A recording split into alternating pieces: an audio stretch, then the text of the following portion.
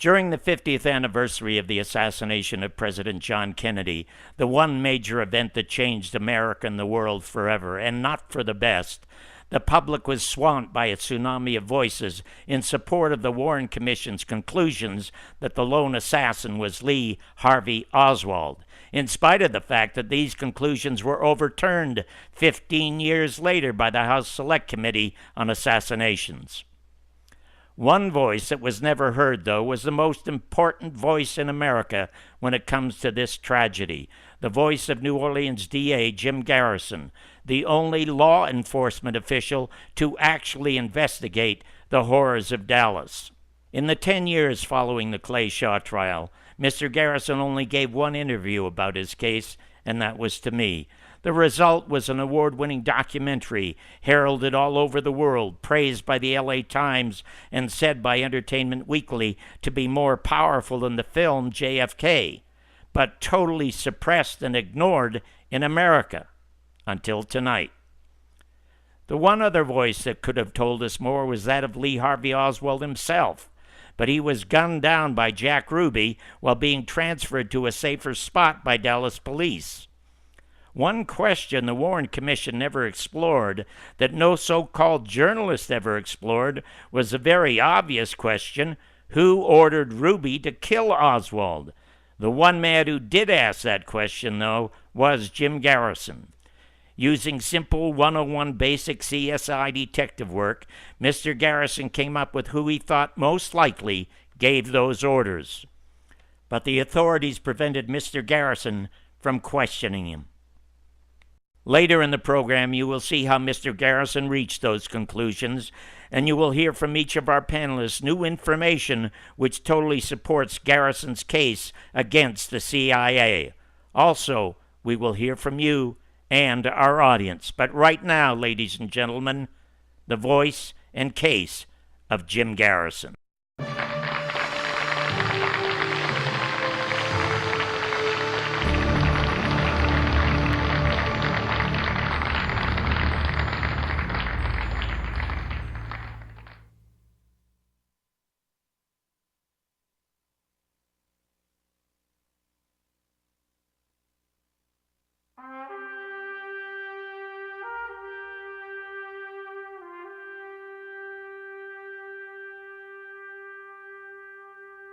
On January 31, 1992, NBC conducted a telephone survey asking American citizens who they thought killed President John F. Kennedy. NBC received 30,000 calls in 3 hours. 51% said the CIA did it. In 1967, only one man said the CIA did it: Jim Garrison. Lee Harvey Oswald killed no one at all. So the point is, it wasn't a question of being alone or with anybody. He had nothing to do with the assassination. I had the impression, both before and after the assassination, that Jim Garrison was an absolute nut. John Kennedy was killed by a major force. The simplest way to describe it is a Central Intelligence Agency.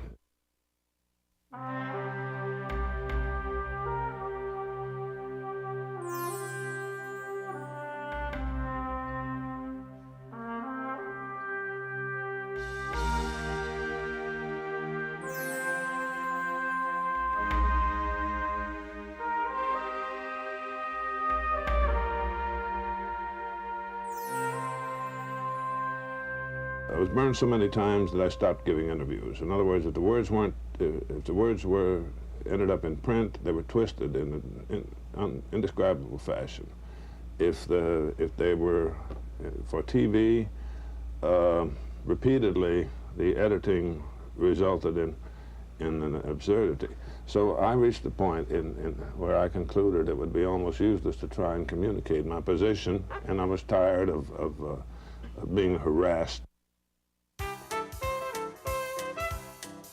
Jim Garrison was elected to his first term as New Orleans District Attorney March 3, 1962. Garrison was the first independent, non-politically aligned district attorney ever elected to that office. He was 43 years old, almost 4 years younger than President Kennedy. Unlike Kennedy, Garrison had little money with which to campaign, But like Kennedy, he had an appealing, straightforward presence on television. He was a former fighter pilot, FBI agent, assistant DA, a father, and had a devoted wife. When he took office, he immediately began closing down the city's illegal pinball operations and bordellos. His actions so outraged state judges who had ignored these vice operations, they moved to cut off his funds for such raids. Garrison immediately began openly criticizing the actions of what he called these 8 sacred cows. The 8 judges were so outraged by his comments, they filed suit to shut him up.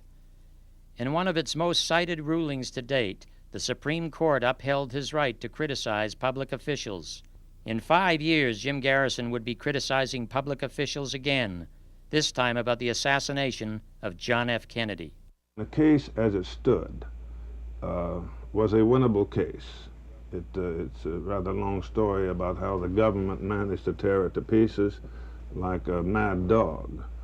On March 1st, 1967, 5 years after taking office, Jim Garrison stunned America, and especially New Orleans, when he arrested prominent New Orleans businessman Clay Shaw and charged him with conspiracy in the assassination of John F. Kennedy. Garrison accused Shaw of being one of the CIA agents who had helped set up Lee Harvey Oswald to be the patsy in the killing of John F. Kennedy. He completely believed that his case would never get that his case would be stopped, that it would never get to trial, either because of his death or for some other reason. If Garrison had succeeded in proving that Shaw was one of the ringleaders and that Shaw was connected with CIA, he would have pulled the plug on the conspiracy, which then immediately causes the public to drop the Oswald idea. If you've got a conspiracy, you got more than one man up in a window with an old gun, and they would have stared in the face the great big letters, W-H-Y. Why was the president killed?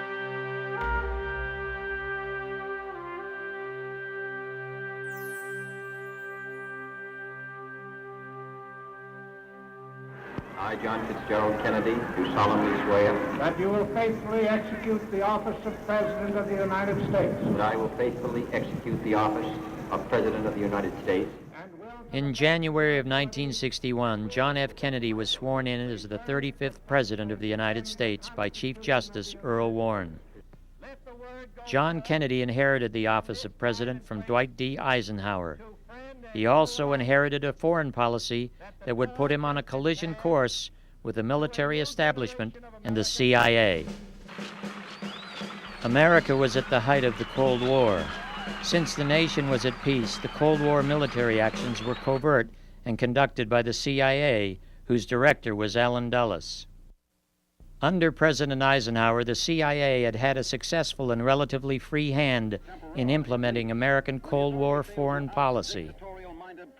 In 1953, a few CIA people managed to make some changes in Iran that President Eisenhower liked very much. In 1954, a few of us in Guatemala made some changes that seemed almost without effort.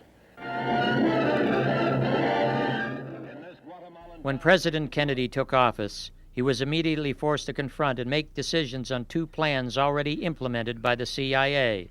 One was Vietnam, where Eisenhower had already committed nearly 15,000 military personnel, called advisors.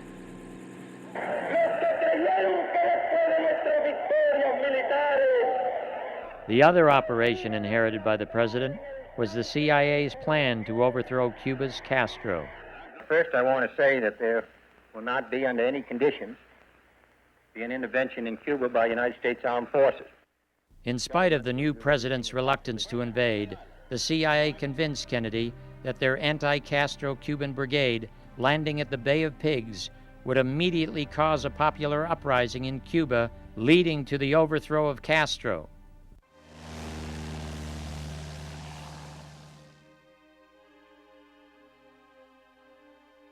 The Bay of Pigs was a disaster. Many of the participants in the Bay of Pigs were on that landing force because I had known them personally. Some in the agency mistakenly blamed President Kennedy for the loss, claiming he failed to provide proper air support. There were people in the agency who loved Jack Kennedy, but not in this particular Bay of Pigs sector. And that's where the rabid people are. Detailed discussions are not to conceal responsibility, because I'm the responsible officer of the government. The president, publicly embarrassed by the Bay of Pigs, blamed the agency. He fired Alan Dulles, longtime director of Central Intelligence, General Cabell as deputy. And it's interesting to recall that General Cabell was brother of the mayor of Dallas at the time President Kennedy was killed. And John Kennedy's words when he fired him were roughly along these lines, that if this were England, I would have to go. But this is America, and you have to go.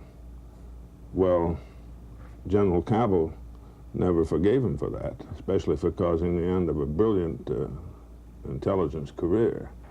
And you can't help but feel that that's not totally irrelevant to the subsequent events when John Kennedy attempted to drive in an open car through the town where General Cabell's brother was mayor. A presidential study of the CIA's Cuban activities compelled Kennedy to try to curtail the agency. The National Security Action Memorandum number 55, dated, I believe, in about early July of '61, and it began with this line. He said, "I hold the Joint Chiefs of Staff to be as responsible for advice to me in peacetime as they are for advice in wartime."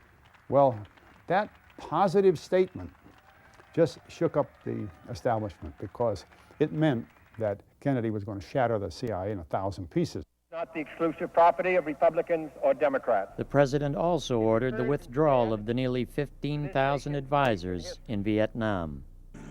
This caused rising feelings among the industry. They felt that here's this enormous potential, and we're not going to realize it.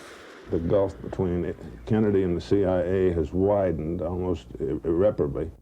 The increasing conflict between President Kennedy and the CIA over Vietnam was reported by Arthur Kroc on the front page of the New York Times on October 3, 1963.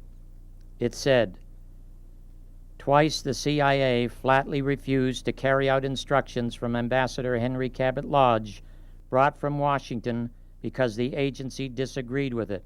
The CIA's growth was likened to a malignancy which the very high official was not sure even the White House could control.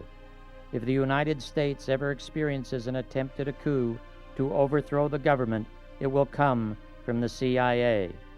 The agency represents a tremendous power and total unaccountability to anyone." There was no need for anybody to inform Lyndon Johnson of the assassination, because it was not necessary to burden them with the knowledge, because it would be available to serve the move into Southeast Asia in any case.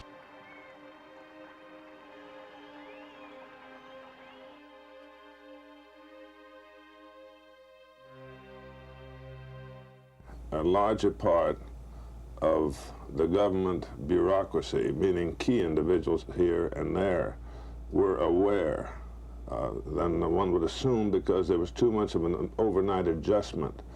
The FBI was in full cooperation with the CIA and the perpetrators of the assassination within hours.